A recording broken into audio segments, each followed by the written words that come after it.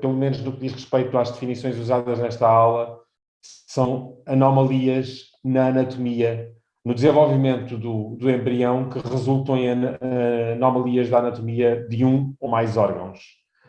Neste caso concreto, é uma malformação. As malformações é um tipo de defeito congénito, em que, por definição, a definição de malformação tem que ver com alterações anatómicas relacionadas com uma anomalia específica, ou uma alteração específica no desenvolvimento de determinado órgão,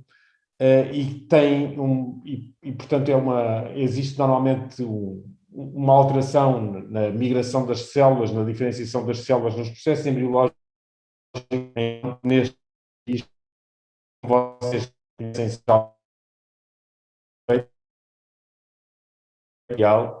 por vezes se acompanha com fendas palatinas, outras vezes não. Eu estou a falar, vou-vos dar vários exemplos. Nada disto implica que vocês tenham que saber tudo sobre fendas palatinas ou fendas labiais. São apenas exemplos de algumas dos defeitos congénitos que queremos falar. A ideia aqui é que vocês percebam o que é o conceito e como é que eles funcionam como é que isto funciona em termos clínicos e como é que, no geral, se abordam este tipo de situações do ponto de vista clínico. Não é tanto que saibam tudo sobre os defeitos congénitos mais comuns, ou seja o que for, ou sobre os defeitos congénitos de que eu irei falar, nem nada que se pareça com isso. Aqui são apenas exemplos. Isto é uma outra malformação, é um defeito do tubo neural, é um mielomeningocele. Os defeitos do tubo neural são anomalias na morfogênese dos órgãos que resultam de uma estrutura embrionária chamada tubo neural, de início começa por se chamar uma goteira neural, e existem vários defeitos que são resultantes de anomalias no desenvolvimento dessa estrutura embrionária. Existem desde a anencefalia, que é a forma mais grave deste tipo de defeitos, encefalocelos e defeitos do tubo neural ou espinhas bífidas ou mielomeningocelos. Esta também é uma malformação, também tem origem numa anomalia no desenvolvimento do órgão desde o início. Aqui parece ser um defeito congénito semelhante, é também um defeito congénito, mas não é uma malformação. Neste caso, é um tumor, é um teratoma sacrococcígeo. E este, portanto, é outro tipo de defeito congénito, são tumores. São tumores como neoplasias em adultos, mas podem surgir de forma congénita, isto é, podem surgir antes do nascimento do bebê, ou o bebê nasce já com o defeito, a pessoa nasce já com o defeito, e é isso que significa congénito. São, como qualquer tumor, existem tumores benignos e malignos. Neste caso concreto, é um tumor que é benigno do ponto de vista histológico, isto é, as células não são células malignas, mas o crescimento do tumor, por vezes, comporta-se de forma muito prejudicial para a saúde do recém-nascido, podendo, em alguns casos, complicar depois a vida da criança e, às vezes, a própria sobrevida, mesmo no período pré-natal. Mas isto é parecido com o outro defeito que vos mostrei antes, mas este é um tumor. Existem também tumores noutros tipos de órgãos, como é óbvio, e podem ser também malignos, e este é outro tipo de tumor também. No caso, é um hemangioma capilar, são de formas menos graves a formas mais graves, e portanto, para além das malformações, temos agora este é outro tipo de defeito congénito, que são os tumores congénitos. Aqui é mais uma malformação, esta chama-se onfalocele, é um defeito no desenvolvimento da parede abdominal. A parede abdominal não encerra e os órgãos intraabdominais podem estar expostos, cobertos apenas com o peritoneu visceral, aliás parietal, e é um defeito que é relativamente comum também. Não é muito grave, facilmente é corrigível cirurgicamente a maior parte das vezes, mas por vezes os onfalocelos são uma de várias outras malformações e aí temos uma síndrome. Neste caso concreto temos um onfalocelo, uma macroglossia, ou seja, uma língua aumentada de volume, e uma macrosomia, isto é um corpo grande, é uma situação que leva a crescimentos anormais, inclusivamente de todo o corpo, e é uma doença chamada síndrome de Beckwith-Wiedemann. Um defeito que é causado, um defeito congénito que é causado por um tipo específico de anomalia do genoma. Geralmente tem que ver com anomalias do imprinting, provavelmente já terão ouvido falar em imprinting, e provavelmente já ouviram falar nesta síndrome em outras aulas sobre esse tema. Mas é só para chamar a atenção no caso que quando o recém-nascido, o feto, tem um conjunto de malformações ou malformações associadas a deformações ou outros defeitos congénitos que já vos irei mostrar, chama-se isso uma síndrome. E iremos falar com mais detalhes sobre síndromes um pouco mais abaixo, mas é só para vos chamar a atenção que o omphalocele, quando isolado, é uma malformação, quando parte de um conjunto de outros defeitos congénitos, pode incluir-se no conceito de uma síndrome. O omphalocele também frequentemente aparece na trissomia 21, na síndrome de Down, e, portanto, aí a mesma malformação pode aparecer em mais do que uma síndrome, e é a combinação de vários conjuntos de diferentes malformações que definem as síndromes, as múltiplas síndromes que existem. Aqui temos um defeito congénito que é parecido com o anterior.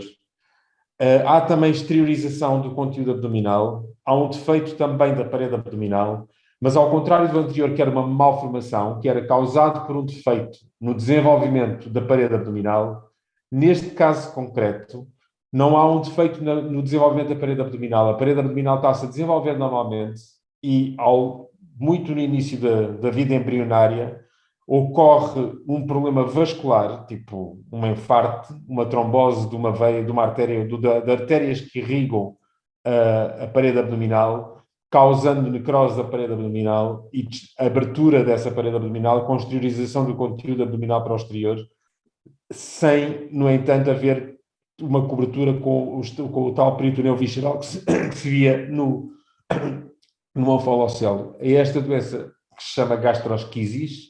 É também, no geral, uma situação, apesar de um pouco chocante, relativamente pouco grave ou tratável cirurgicamente depois do bebê nascer. Na maior parte dos casos, por vezes, nem sempre, mas a maior parte das vezes as crianças sobrevivem bem.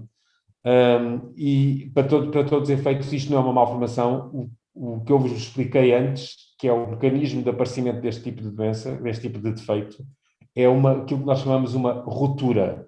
Isto é, um órgão está-se a desenvolver normalmente e acontece um acidente nesse desenvolvimento normal, portanto, não é uma anomalia na gênese do órgão, como era no caso das malformações. O órgão está a ser desenvolvido normalmente e surge um acidente que causa o defeito. E chama-se isso uma ruptura. E aqui temos um outro exemplo de ruptura, que é uma situação chamada de amputação, portanto, há uma amputação dos membros e é, na maior parte das vezes, causada por aquilo que se chamam bridas amnióticas, nem sempre, mas a maior parte das vezes será esse o caso, ou pelo menos presume-se que seja assim, em que existe uma ruptura do saco amniótico e as membranas ficam penduradas ou envolvendo o membro em desenvolvimento do feto e causando também podendo causar constrição desse membro, como se fosse um garrote, causando isquémia e necrose e a perda do membro. Isto pode acontecer em qualquer altura do membro, pode ser o braço como aqui, pode ser o antebraço, pode ser a mão, podem ser dedos. Por vezes a criança deglute essa membrana que está pendente para dentro do saco amniótico e pode levar também a causar fendas labiais e às vezes mais grave do que isso, fendas faciais, e isto é também um exemplo de ruptura e não é uma malformação. Depois temos com este exemplo dos pés botos, quero chamar a atenção de um outro tipo de defeito congénito. Os pés botos podem ser de facto malformações quando surgem na sequência de uma anomalia no desenvolvimento da articulação tibiotársica, mas pode também, e a maioria das vezes não é essa a situação, a maioria das vezes pé-botos surgem por uma de duas razões. Ou porque o feto tem um defeito a nível do sistema nervoso central, a maior parte das vezes, tem malformações do cérebro, e essas malformações do cérebro impedem-no de ter mobilidade normal, e fixando as articulações numa determinada posição, e nessas circunstâncias acabam por nascer, por as crianças acabar por nascer com este defeito, em que há uma rigidez articular com pouca ou nenhuma mobilidade, e como é consequência de um defeito que é primariamente a outro nível, chama-se a isso uma deformação. Uma das outras possíveis causas deste tipo de deformação do pé-boto, portanto, o pé-boto pode ser uma malformação quando aparece isoladamente e foi causado por um defeito na morfogênese desta articulação. Não é muito comum.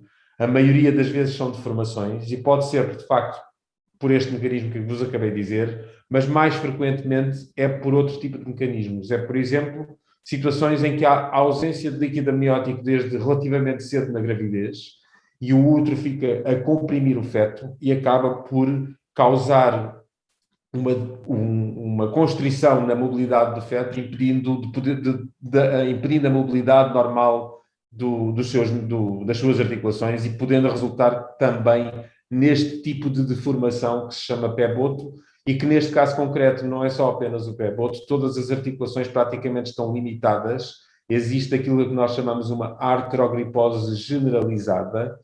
Não liguem aos termos que eu estou a usar, são termos que são nomes que são usados para descrever este tipo de situações, mas o que se passa neste feto é um conjunto de deformações a nível dos membros articulares. Existe também uma característica facial de compressão que resulta da compressão do músculo do útero sobre a face, e neste caso concreto o líquido amniótico esteve ausente durante uma grande parte da gravidez. E isso pode acontecer porque existe uma ruptura prematura de membranas, as membranas romperam, saiu líquido e o bebê ficou com pouco líquido ou nenhum líquido durante a maior parte da gravidez.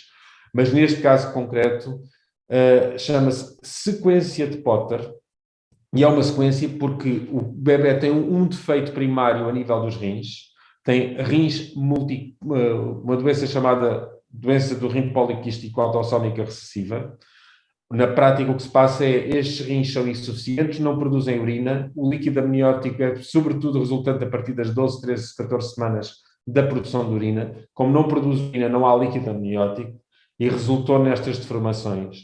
Portanto, aqui temos mais um outro termo na classificação dos defeitos congénitos, que são as sequências. Falámos há bocado em síndromes, e síndromes são conjuntos de malformações com ou outro tipo de defeitos congénitos. Aqui também na sequência é um conjunto de malformações ou de defeitos congénitos vários, mas que resultam, ao contrário das síndromes polimalformativas, em que existem várias malformações que têm origem no mesmo problema, a maior parte das vezes é um problema genético, que resulta na anomalia no desenvolvimento de vários órgãos de forma independente. Nas sequências, o que existe é uma malformação primária, ou uma malformação, um outro tipo de defeito congénito primário, no caso, um defeito no desenvolvimento renal, e na sequência desse defeito surgem todos os outros. Portanto, a malformação renal, não há produção de urina, diminuição de líquido amniótico e há deformações e há algumas anomalias na proporção das estruturas da face resultantes do efeito mecânico do útero sobre a criança sem a proteção do líquido amniótico. Portanto, sequências são conjuntos de defeitos congénitos. Existem mais do que um defeito congénito na sequência, tal como nas malformações, tal como nas síndromes polimalformativas. A diferença é que nas síndromes polimalformativas existem várias malformações que surgem de forma independente, apesar de uma única causa que será genética. Nas deformações, temos uma malformação ou um defeito primário que resulta depois na sequência do qual surgem todos os outros. Um outro exemplo de sequência é a chamada sequência de Pierre-Robin, que neste caso tem apenas dois defeitos. O defeito primário, que é uma anomalia, uma malformação no desenvolvimento do maxilar inferior, uma hipoplasia do maxilar inferior. Essa hipoplasia do maxilar inferior faz com que a língua seja empurrada para cima e resulta numa fenda labial e alterações outras na cavidade bucal. Portanto, nas sequências, esta é mais uma sequência, que no caso só tem praticamente dois defeitos congénitos, que é a micrognátia ou a hipoplasia do desenvolvimento do maxilar inferior, que tem como consequência uma fenda labial resultante deste defeito primário do maxilar inferior. Um outro tipo de defeito congénito são as displasias. Nas displasias também parecem existir anomalias em vários órgãos, mas na prática o que se passa nas displasias, o defeito é primariamente um defeito histológico, um defeito na estrutura celular de um tipo de tecido. No caso, será do tecido conjuntivo, nas displasias do esqueleto, e todos os órgãos que tenham esse tecido que está afetado por este tipo de defeito na estrutura celular desse tecido vão ter consequências, vão ter anomalias. E no caso concreto, é uma anomalia generalizada do esqueleto, por vezes acompanhada também de malformações em órgãos que tenham esse tecido que está primariamente afetado, mas a maior parte das vezes, neste exemplo que eu vos dou, que são as displasias do esqueleto, que são as displasias mais comuns, é todo o esqueleto que estará afetado. E há múltiplas displasias do esqueleto, há listas de 30 e tal, 40 displasias, 40 doenças diferentes, causadas normalmente por defeitos genéticos, em genes diferentes, cada uma sendo que defeitos em vários tipos de género dão displasias esqueléticas semelhantes, algumas delas, e outras vezes a mesma displasia esquelética pode ter causada por defeitos em vários genes e defeitos no mesmo gene podem ter consequências diferentes consequências diferentes dependendo do resultado desse defeito genético num determinado gene. As displasias do esqueleto, só para a vossa curiosidade, também tanto podem ser letais, isto é, a maior parte das pessoas que têm essa anomalia não vão sobreviver, isso porque comprometem o desenvolvimento do tórax e por insuficiência respiratória acabam por falecer, mas nem sempre isso acontece, nem sempre o defeito vai afetar predominantemente o tórax, pode afetar apenas os membros e o resto do esqueleto, mas não de forma tão grave o tórax e permite a sobrevida do recém-nascido, no caso. Voltando às malformações, esta é uma malformação que se chama focomélia, que é um defeito no desenvolvimento do membro superior, que pode ser isolada e quando isolada, há uns anos atrás houve uma espécie de uma epidemia destas malformações, porque foi resultante da toma de um medicamento que foi anunciado como contribuindo para reduzir as náuseas e os vómitos em grávidas, e mais tarde se verificou que esse medicamento tinha efeitos teratogénicos, já iremos falar sobre isso mais adiante, e resultou nesta anomalia dos membros superiores chamada focomélia. Mas hoje em dia, a maior parte das pessoas que têm a focomélia têm esta anomalia como parte de um síndrome, a síndrome de SV-focomélia ou síndrome de Roberts, e é aqui que nas suas formas mais graves atinge vários membros, pode atingir a face e vários outros órgãos, com malformações a vários níveis. Não é uma displasia óssea, é uma síndrome causada por mutações neste gene, que é o SCO2. Não vou entrar em detalhes e nem vos interessam os detalhes sobre como é que anomalias neste género resultam neste quadro, nesta síndrome polimalformativa, mas é apenas um exemplo de síndrome polimalformativa também. As síndromes têm uma particularidade, dentro dos defeitos congénitos, têm uma particularidade que é, frequentemente, têm uma expressão facial característica, isto é, existem desproporções nas relações faciais dos vários órgãos da face, causando aquilo que se chama dismorfia facial.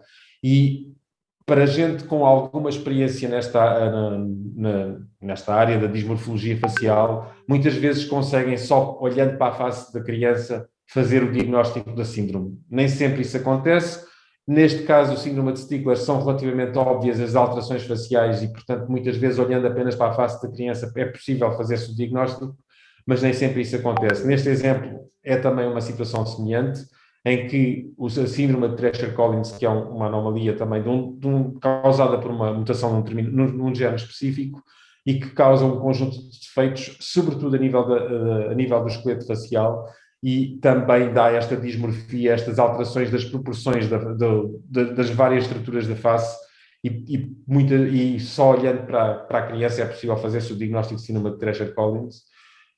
Esta é uma síndrome clássica que todos vocês já ouviram falar e que conhecem, e que também tem características faciais que têm um tipo de desproporção e um tipo de características que são facilmente identificáveis até mesmo por leigos, que é a síndrome de Down. E aqui temos exemplos de síndromes de Down, que há variações entre indivíduos, não são todos iguais, como é óbvio, mas têm um conjunto de características que os fazem mais parecidos entre si do que com a família.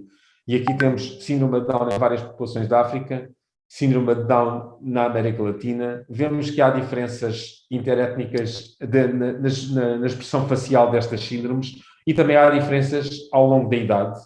Isto são várias populações e aqui temos síndrome de Down na mesma pessoa. Ao longo da idade vai-se notando também que vão surgindo diferenças, mas existe uma característica comum que às vezes é difícil de descrever e acaba por se apreender à força de ver muitos casos, mas estes casos que estivemos a falar são mais ou menos óbvios, nem sempre são tão óbvios. Isto no síndrome de deleção do 22, é uma síndrome causada por uma pequena deleção no braço longo do cromossoma 22, uma deleção pode ter 3 milhões de pares de bases ou 1,5 milhões de pares de bases. Portanto, há um bocadinho de um fragmento do ADN que falta num dos cromossomas e causa este síndrome, que tem vários outros nomes. Também se chama síndrome de Giorgio, também se chama síndrome velocardiofacial, também tem um outro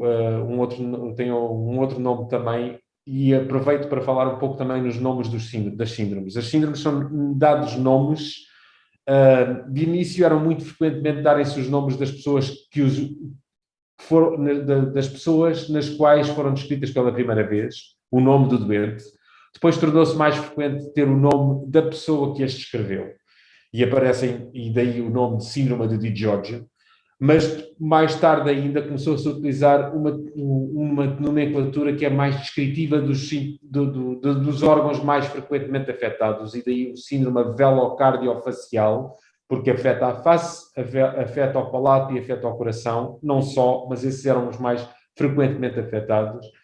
E acabou por chegar à conclusão que o melhor mesmo é dar-lhe o nome do defeito genético primário, quando se encontra o defeito genético primário no caso, e é a síndrome da deleção 22q1. Aqui, as características fenotípicas faciais também existem mais ou menos, mas não são tão óbvias como nas anteriores. Aqui estamos, é o exemplo também de vários grupos étnicos, de várias pessoas com síndrome velocardiofacial. Como veem, as alterações faciais não são tão óbvias como nas anteriores. E aqui temos também o exemplo do síndrome de Williams, que é muito óbvio em crianças, não é tão óbvio em adultos, como aparece aqui em baixo à direita.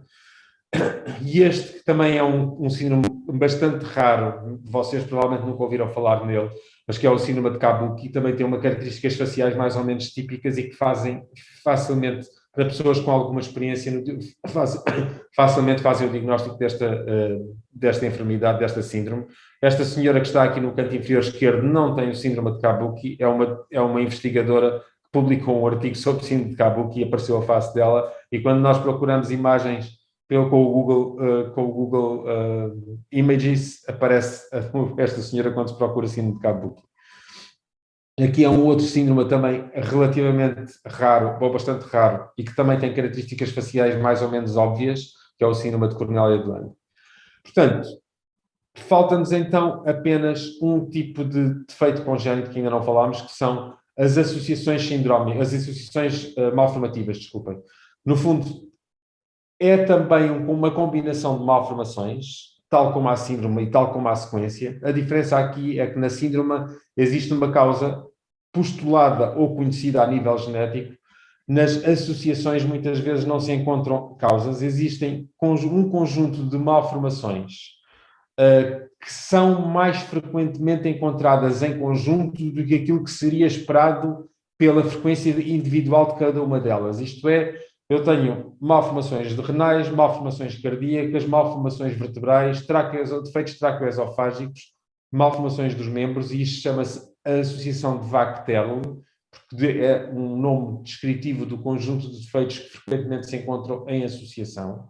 Cada um destes defeitos isoladamente tem uma frequência na população, mas quando nós vemos pessoas com uma combinação destes defeitos, essa combinação acontece mais frequentemente do que aquilo que seria esperado estatisticamente se fosse apenas uma associação fortuita de um conjunto de defeitos que podem existir e que algumas pessoas têm o azar de apanhar 2 ou 3 desses defeitos. Não é bem assim. Esta associação é mais frequente do que aquilo que seria esperado pela combinação matemática e estatística de 2 ou 3 dos defeitos, de acordo com a frequência na população em geral. Como tal, chama-se isso uma associação. Evidentemente que, se porventura no futuro se vier a encontrar uma alteração genética que cause esta combinação de malformações, provavelmente deixa de se chamar uma associação e passar-se a se chamar uma síndrome. E existem ainda 2, 3, 4 associações mais ou menos comuns. Havia uma associação chamada Charge, que também tem que ver com as letras do nome Charge referiam-se aos órgãos que estavam afetados nessa associação. Recentemente descobriu-se a causa genética e passou-se a chamar síndrome de Charge. Esta Vactel, qualquer dia, provavelmente deixará de chamar associação e provavelmente passar-se a chamar síndrome, mas neste momento ainda é uma associação. Nem todos os defeitos congénitos são diagnosticados no período neonatal ou mesmo no período pré-natal. Isto é, hoje em dia, a maior parte faz parte da vigilância normal da gravidez a realização de ecografias. Ecografias permitem observar o feto no interior da mãe e podem-se observar malformações, deformações, síndromes, tudo isso por ecografia. Só que não é tão fácil diagnosticar olhando para o bebê no exterior, se bem que tem a vantagem de se verem os órgãos no interior que não se veem quando o bebê nasce. E o que é certo é que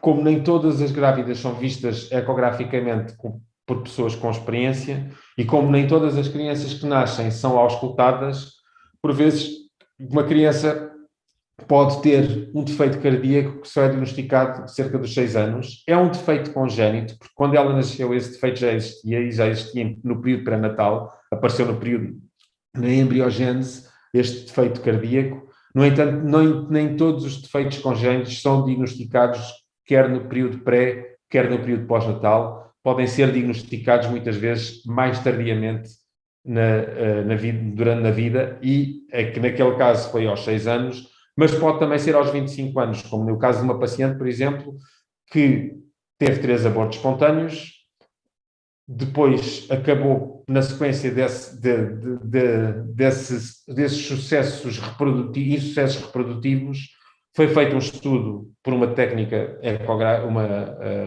ecográfica chamada histrosonografia, e chegou-se à conclusão de que tinha um útero unicórnio. Anomalias do útero são malformações, são malformações congénitas, mas muito raramente, se é que alguma vez, são diagnosticadas no período pré ou pós-natal.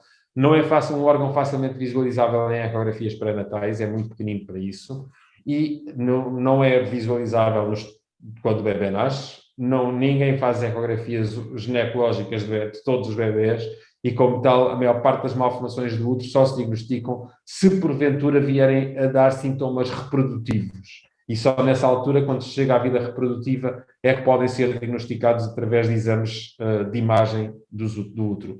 É também um defeito congénito, é uma malformação congénita, mas só é diagnosticada na vida adulta. Por exemplo, muitas vezes está associado, e aí é uma associação, a anomalias de um rim, quando temos frequentemente associadas a um útero deste género, falta ao rim do mesmo lado. E isso é uma associação que é frequente, nem todas as pessoas que têm estes defeitos do útero vão ter também as genésias renais do mesmo lado, mas é frequente que isso aconteça. Um outro exemplo, no caso de uma pessoa do sexo masculino com 35 anos, queixou-se de uma hérnia, daquilo que parecia ser uma hérnia inguinal, notou-se que as bolsas escrotais estavam vazias, ou seja, não tinha os testículos nas bolsas, foi por esse motivo ia ser operado, e chegou-se à conclusão que a pessoa tinha um útero tinha um útero também e trompas. Neste caso concreto, chama-se síndrome, porque é uma causada por uma anomalia genética que se chama síndrome da persistência do canal de Muller no sexo masculino. É uma síndrome que só tem expressão clínica em homens, é causada por um defeito no gene que é a hormona antimuleriana, que é produzida pelo testículo e é só por homens. Nas mulheres esse gene não funciona, e a função desse gene é impedir, regredir uma estrutura embrionária que é o canal de Muller, que quando essa substância não é produzida, ou quando o receptor dessa substância, que é um peptídeo, é uma proteína, também tem um defeito genético, quando o gene que codifica o receptor ou o gene que codifica a substância que age sobre esse receptor, e o efeito dessa substância é causar a regressão do canal de Muller, quando há um defeito em que esse gene não é produzido, é uma doença autossómica recessiva, porque são genes que estão no cromossoma 1, no cromossoma 12 e outro no cromossoma 19, salvo erro, e o que resulta é o indivíduo do sexo masculino que tem esse defeito genético não vai produzir a hormona antimuleriana pelos seus testículos e os canais de Muller continuam a desenvolver-se e acabam por formar um útero e trompas. Portanto, é uma pessoa do sexo masculino que tem os seus caracteres sexuais secundários e genéticos, é geneticamente também um homem, é 46XY, mas tem um útero. Mas, mais uma vez, é um defeito que só é diagnosticado tardiamente na vida, é um defeito congénito, é uma síndrome genética, mas só diagnosticada na vida adulta. E aqui temos, então, um sumário dos defeitos de que tivemos a falar. Os defeitos congénitos podem ser únicos, e aí temos as malformações, as deformações, as rupturas, as displasias e os tumores congénitos, ou então mais do que um defeito e temos síndromes, sequências ou associações. Portanto, o que é que são defeitos congénitos? São anomalias no desenvolvimento da anatomia, na estrutura de órgãos ou partes de órgão, presentes e detetáveis, não quer dizer que sejam detectados à nascença e mesmo antes do parto. Portanto, algumas definições de defeito congénito, se vocês forem ver definições várias, algumas pessoas definem defeitos congénitos como não só anomalias estruturais, como também funcionais, tipo doenças metabólicas, mas nesta aula estamos só a falar nos defeitos congénitos no conceito de anomalias estruturais, anomalias da anatomia. Com alguns dados epidemiológicos, qual é a frequência deste tipo de defeitos?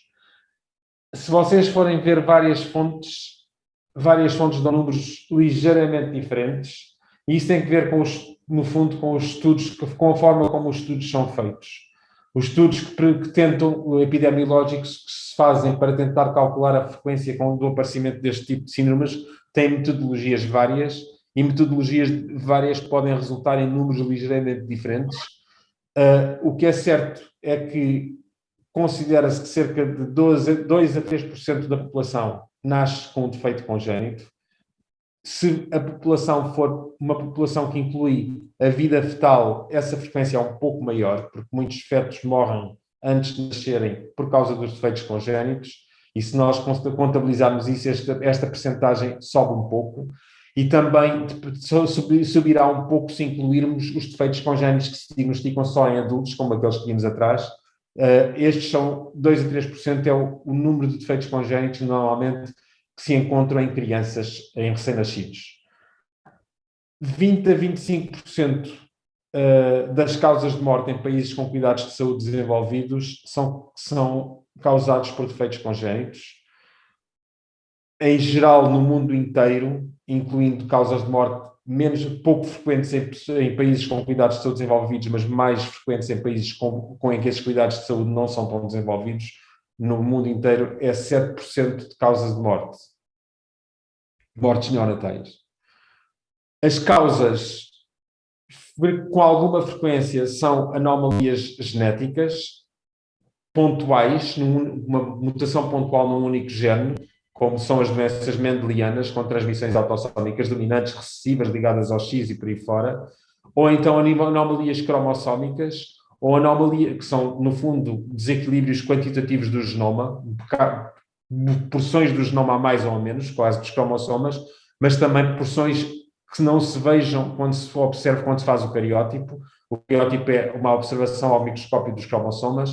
Por vezes existem alterações de pedaços de cromossomas que se veem ao microscópio, que também se chamam anomalias cromossómicas, mas por vezes essas alterações quantitativas do genoma, alterações em que falta um bocado do genoma ou que está um bocado do genoma a mais, são submicroscópicas e, nesse caso, também podem ser causa deste tipo de defeitos. Os agentes externos são muito raramente causa de defeitos congénitos, os teratogénios, drogas, medicamentos, radiações. Muito pouco, radiações que quase podemos excluir aqui, é sobretudo drogas e vírus, infecções virais e não só, também por parasitas, como a toxoplasmose, são causa muito rara de defeitos congénitos.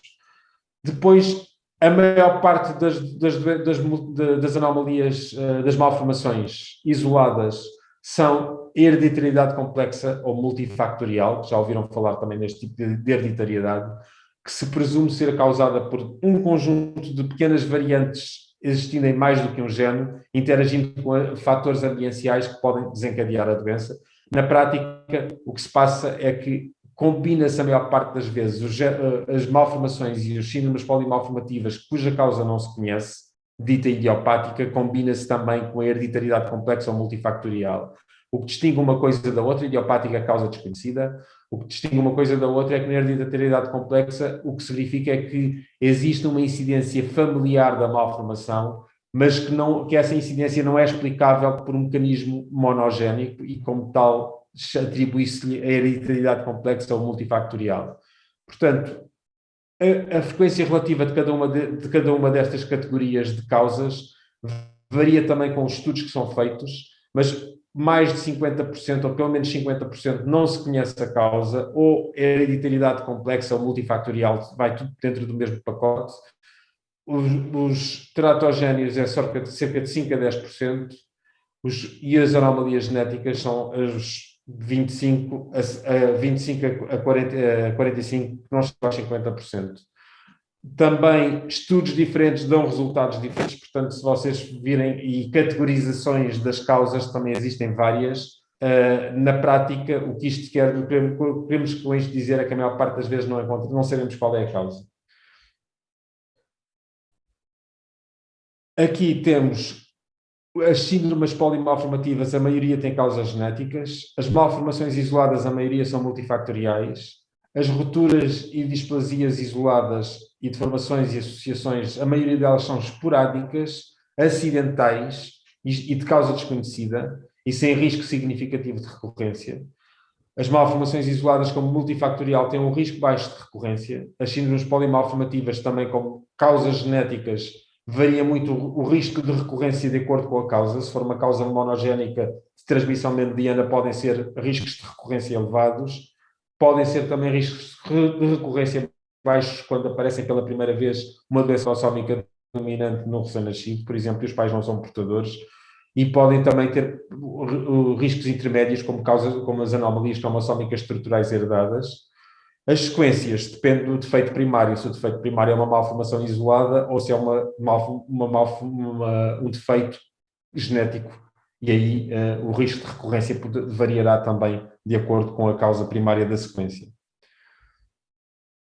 Quando estamos a descrever um síndrome polimalformativa, temos que considerar dois aspectos. O fenótipo, isto é, o conjunto de sintomas e de alterações e de malformações e de características clínicas da pessoa que tem a síndrome, e o genótipo, no fundo, que é a causa genética dessa síndrome naquela pessoa. E isto porque, às vezes, síndromes com o mesmo nome, isto é, com o mesmo conjunto de malformações, podem ser causadas por mutações diferentes no mesmo gene ou em genes diferentes. Por vezes depois classificam-se do síndrome ABC tipo 1, o síndrome ABC tipo 2, o síndrome ABC tipo 3, de acordo com o gene que o causa. Mas, portanto, quando nós descrevemos um síndrome, temos que descrever o fenótipo e o genótipo. E isso é importante não só porque é importante entender a etiologia, e entendendo a etiologia podemos pensar em terapêuticas e em prognóstico, mas é sobretudo para podermos saber qual é o risco de recorrência e para que possamos oferecer aos pais opções reprodutivas. Para o diagnóstico e estudo dos defeitos congénitos é necessário entender, portanto, o desenvolvimento celular, um desenvolvimento embriológico, os mecanismos genéticos que estão na sua base, as mutações que podem causar essas alterações, chamando a atenção que os genes que estão envolvidos na embriogênese muitas vezes só funcionam durante um período da vida, durante o período em que estão a atuar sobre a comandar a morfogênese de determinados órgãos e deixam de funcionar mais tarde, são inativados ou então passam a ter funções diferentes. Portanto, quando temos uma criança com uma síndrome polimalformativa, como é que se diagnostica? Começamos por fazer a descrição do fenótipo, das malformações e das características faciais dessa pessoa, e depois,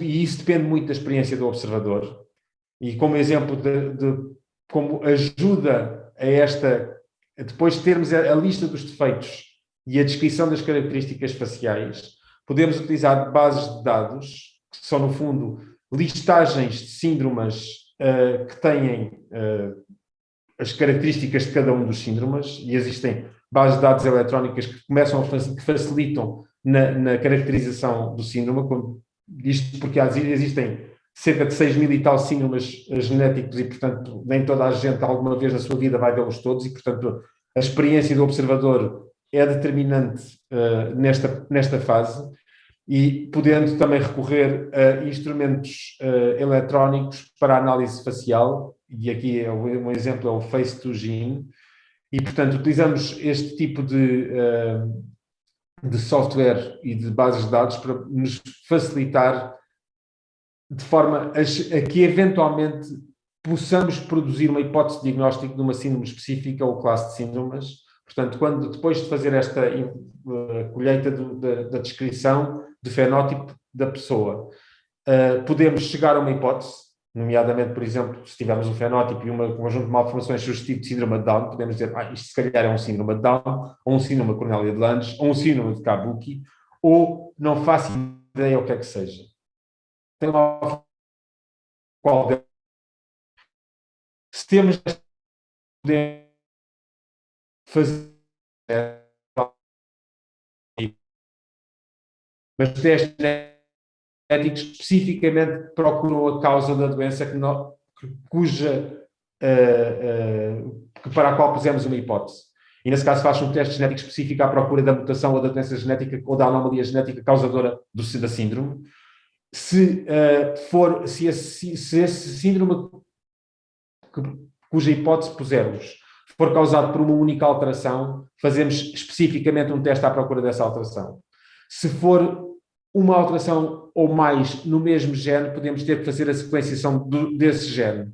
Se, porventura, essa anomalia, se essa síndrome genética puder ser causada por mutações em vários genes, ou então, se for um conjunto de defeitos, tipo uma displasia do esqueleto, eu não sei exatamente que displasia do esqueleto é que é, mas sei que é uma displasia do esqueleto. Podemos, então, fazer uma sequenciação de todo o genoma, ou de todo o exoma, ou seja, no fundo, de uma sequenciação apenas da parte codificante do genoma, que é cerca de 1% de todo o genoma, é mais fácil e mais barato. Fazer só uma sequenciação do exoma e analisarem-se apenas os genes que se sabe que sejam causadores dessa doença. E, na sequência destes estudos genéticos, podemos chegar a uma de duas conclusões. Ou confirmamos o diagnóstico que tínhamos posto, sim senhora, esta é a causa, ou não confirmamos. Afinal, não se encontraram mutações em nenhum dos genes que pensávamos que seriam a causa da síndrome que nós tínhamos posto como hipótese diagnóstica. Quando isso acontece, se não se produz uma hipótese diagnóstica logo depois a partir da descrição do fenótipo, ou não se conseguiu um diagnóstico etiológico depois de fazer aqueles testes que falei antes, passamos então a utilizar testes de forma mais generalizada. Vamos à procura de qualquer alteração genómica, podendo fazer então testes que procuram defeitos quantitativos do genoma, os microarrays cromossómicos, já falaremos disto na aula dos testes genéticos, ou a sequenciação de todo o exoma, ou mesmo todo o genoma, e utilizando instrumentos bioinformáticos relativamente complicados, tentar encontrar uma causa genética para a síndrome polimalformativa que foi identificada na criança ou no feto. E aqui, ou consegue-se um diagnóstico etiológico, encontramos uma mutação, sim senhora, e essa mutação é provavelmente a causa da doença nesta criança, ou não se consegue um diagnóstico etiológico também. Isto acontece muito frequentemente, só se encontra uma causa genética em cerca de 30% a 40% das crianças que nascem com síndromes polimalformativos. Só encontramos uma causa genética em cerca de 30% a 40% delas depois de fazer este tipo de abordagem. Portanto, a maior parte das vezes ainda não se sabe qual é a causa genética dessas situações. E se quando não se encontra, pode-se passar a uma situação investigacional em que vamos tentar encontrar a causa genética. Nesse caso, podem-se ter que testar outros membros da família com ou sem o mesmo fenótipo, a mesma alteração, pesquisar casos semelhantes e reportarem os casos em publicações científicas e podemos procurar, e existem bases de dados onde investigadores põem crianças com síndromes e os testes que foram feitos e aquilo que se encontrou, para de forma a se poder combinar informação de vários estudos, porque às vezes encontra-se uma criança com síndrome polimalformativo e uma mutação num gene e não se sabe se é a causa ou não, mas põe-se isso numa base de dados. Se eu tiver uma segunda criança com características fenotípicas semelhantes a essa primeira, com mutações também no mesmo gene, eu posso chegar então à consideração, se calhar encontramos aqui uma nova entidade genética. Portanto, quando isso acontece, temos uma nova entidade nosológica em genética, que pode ser um novo padrão fenotípico e uma mutação nova. Aconteceu um bebê com um conjunto de malformações que nunca foram identificadas antes, não se sabe o que é que sejam, fez uma sequenciação do exome e encontrou-se uma mutação num gene desconhecido. E depois de termos 2 ou 3 casos assim na população mundial descritos na literatura médica, podemos chegar a um síndrome novo. Ou então temos um novo padrão fenotípico e uma mutação conhecida, mas que era associada a um padrão fenotípico diferente, ou seja, encontramos uma mutação num gene, que se sabe que mutações daquele gene davam uma doença diferente. Mas encontramos, afinal, mutações no mesmo gene dão também esta doença que é diferente da outra anterior. Podemos ter um padrão fenotípico conhecido como uma mutação nova, isto é uma síndrome que é conhecida, existem pessoas com a mesma síndrome, mas essas pessoas têm mutações em genes diferentes e eu encontrei agora uma mutação num gene novo. E padrões fenotípicos conhecidos e mutações conhecidas associadas a padrões fenotípicos diferentes. Portanto, são situações que podem criar novas entidades genéticas, novas entidades nosológicas em síndromes polimalformativas. Isto não é nada fácil, porquê? Porque diferentes mutações no gene podem dar diferentes fenótipos, como acabámos de dizer. A mesma mutação pode produzir diferentes fenótipos em pessoas diferentes, em famílias diferentes, mesmo na mesma família. Uma mutação nem sempre causa doença. Pessoas que têm uma mesma mutação, por vezes têm uma doença causada por essa mutação, outras vezes não têm. O mesmo fenótipo pode ter várias causas genéticas, vários fenótipos semelhantes, causados por gene, e sendo doenças diferentes, que de início pensavam-se que eram a mesma doença, quando se começam a encontrar diferenças genéticas, acabam por se separar em síndromes diferentes. Outra vez é o contrário, pensavam-se que eram síndromes diferentes, afinal a causa é a mesma e juntam-se dentro do mesmo síndrome. As síndromes polimalformativas, no geral, são raras e há novas síndromes que são diagnosticadas continuamente. Isto só para terem uma ideia, uma das bases de dados que é utilizada frequentemente, que é o Minuto, podem ver neste site, é uma base de dados com 25.779 entradas, isto em março de 2001, no dia 17 de março de 2021, há meia dúzia de dias, tinha 25.779 entradas.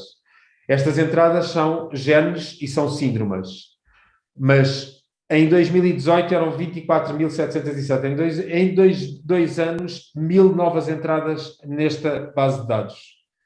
São 6.835 fenótipos, 4.400 e tal genes causadores de síndromes. São números, só para terem uma ideia dos números e da complexidade associada a isto.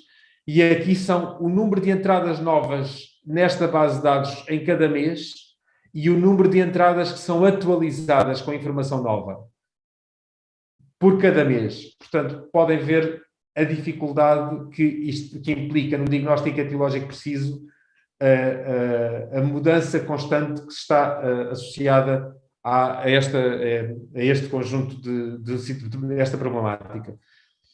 Aqui temos também, para terem uma ideia, nós temos 3 bilhões de pares de bases. Por cada 1.000 pares de bases, existe um SNP, uma base que varia de indivíduo para indivíduo. Normalmente, entre cada duas pessoas há 6 milhões de pares de bases que são diferentes. 0,1% do genoma distingue cada uma de duas pessoas. Portanto, existem, no fundo, polimorfismos que são relativamente frequentes e outros polimorfismos que são menos frequentes, mas que são variantes, que não causam anomalia. Quando encontramos uma mutação nova, que nunca foi descrita antes, nunca se sabe se é uma mutação patogénica ou se é apenas uma nova variante que não causa mutações. E, portanto, isto é também uma das causas das dificuldades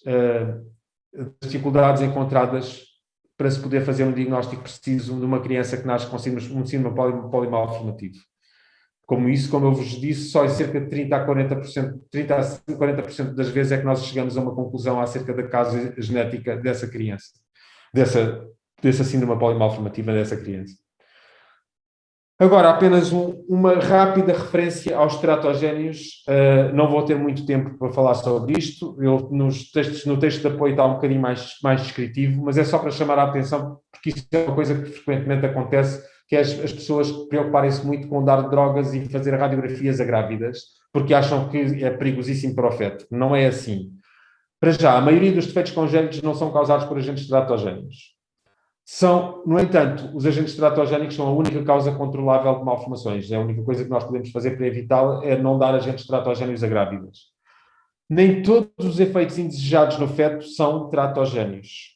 Os agentes teratogénios, interferem com mecanismos moleculares e celulares do desenvolvimento do embrião. Não causam mutações no genoma, não são mutagénios. Vão interferir com os processos biológicos da embriogênese. A maioria das exposições fetais a agentes teratogénios, que se sabe serem teratogénios, não resulta em defeitos congénitos. O efeito teratogénio da maioria dos agentes conhecidos e frequentemente prescritos como medicamentos é muito baixo. Isto é, aqueles medicamentos que se sabe terem algum efeito teratogénio, a maioria das vezes esse efeito é muito fraquinho. As malformações só podem ser causadas por agentes teratogénios se a exposição ocorrer no primeiro trimestre. Noutros trimestres podem resultar em rupturas, displasias, morte fetal, tumores ou perturbações neurológicas, mas não malformações. E a maioria dos medicamentos não são teratogénios ou, sendo teratogénios, podem ser prescritos porque os efeitos são muito pequenos. As radiações ionizantes, que são as radiografias utilizadas não causam defeitos congénitos. E não são teratogénios, são mutagénios. Podem, portanto, ter efeitos carcinogénicos, podem causar tumores. Normalmente, mesmo radiações, querem crianças, querem adultos, podem ter efeitos carcinogénicos, mas é preciso grandes dosagens. Radiações ionizantes terapêuticas, isto é, aquelas que são utilizadas em radioterapia, podem ter de ser administradas a grávidas. Os efeitos nocivos não são defeitos congénitos. São morte fetal, aborto, parto pré-termo, perturbações do desenvolvimento neurológico, mas não malformações. E o mesmo com a maioria das drogas antineoplásicas. Estes são os medicamentos comprovadamente teratogénicos que têm um efeito teratogénico elevado, isto é, acima de 2. São frequentemente fetos expostos a estas drogas vêm a ter malformações quando são expostas no primeiro trimestre. Frequentemente, tipo 20 a 30% das vezes. a maior parte há outras drogas que não devem ser dadas a grávidas, não tanto pelos efeitos teratogénicos, mas porque podem ter efeitos que, não sendo teratogénicos, são desagradáveis. As tetraciclinas dão uma coloração normal nos dentes. Os inibidores do enzima de conversão da angiotensina, que é uma classe de fármacos utilizados no tratamento da hipertensão, podem causar efeitos potencialmente graves, mas não são teratogénicos, não causam malformações, mas podem causar morte fetal ou insuficiência renal em qualquer trimestre. A streptomicina e a canamicina não causam malformações, mas podem causar surdez neurosensorial, sobretudo se usadas não só no primeiro trimestre. Portanto, estes são os medicamentos que se devem evitar a todo o custo darem grávidas. Todos os outros ou não são teratogénicos ou têm um efeito teratogénico muito baixo. Álcool é um poderoso teratogénico também, tem efeitos no sistema nervoso central durante toda a gravidez e período pós-natal, infantil e juvenil, daí seja recomendado que as crianças e jovens não tomem álcool, porque atua no desenvolvimento do sistema nervoso central, que se desenvolve até aos cerca de 18, 19, 20 anos. A cocaína tem efeitos sobretudo vasculares e pode causar rupturas, as tais gastrosquises e amputações dos membros são mais frequentes em pessoas que tomam cocaína. O chumbo em doses intoxicantes e o mercúrio em doses elevadas também pode ser teratogénico. As drogas ditas ilegais, os cannabis, opiáceos, não causam malformações, causam sobretudo sim de privação nos recém-nascidos expostos no período pré-natal. Portanto, alguns anticonvulsivantes e alguns inibidores de recaptação da serotonina que são utilizados no tratamento das depressões e sais de lítio que são utilizados no tratamento de algumas doenças psiquiátricas também parece terem efeitos teratogénicos. Os anticonvulsivantes, uns efeitos teratogénicos relativamente importantes, os outros muito pouco importantes, são muito raramente causa de malformação. Portanto, isto era só para vos chamar a atenção do efeito das drogas ou dos teratogénios. Aqui, na realidade, os teratogénios que são epidemiologicamente mais relevantes são, no fundo, os agentes virais. O citomegalovírus é a causa viral mais frequente de defeitos congénitos, mas essa causa sobretudo surdez neurosensorial, mas também podem causar defeitos congénitos. E em relação às drogas e gravidez, utiliza-se frequentemente este tipo de bases de dados em livros ou eletrónicas para nos informarmos se tivermos uma droga a quem precisemos dar a uma grávida, podemos vir a estas bases de dados para verificar se de facto qual é o efeito que é conhecido associado a essa droga. Não temos que decorar isto tudo. É bom estarmos alerta para estas, aliás, para estas e para estas, para todas as outras vai-se ver à lista quais são os efeitos conhecidos.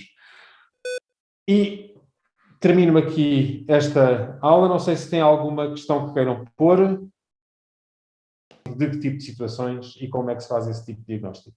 Mas, basicamente, nesta primeira aula falámos, então, no foco das próximas 2 aulas. No fundo é um bocadinho assim.